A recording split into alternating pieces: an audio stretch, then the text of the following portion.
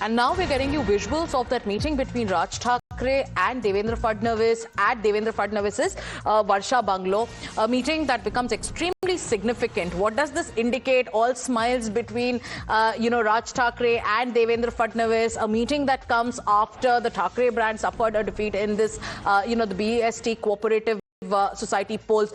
Rucha, what does this meeting indicate? When the Thakre brothers reunited, they took a lot of, they attacked the BJP, they attacked the NDA. And now Raj Thakre going ahead and meeting Devendra Fadnavis.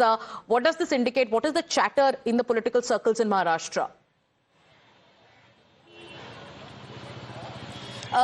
The sources within the MNS are suggesting the meeting which happened today between CM Fadnavis and Raj Thakre. There was discussion about the civic issues of Mumbai, how yesterday and day before that the extensive, relentless rainfall that led to in the city of Mumbai, and they are suggesting that the talks were about the civic issues of Mumbai, but it is also important that the timing that this meeting is happening on the next day of an election which was fought by Eknath Shinde, BJP, as well as Raj Thakre and Uddhav Thakre together.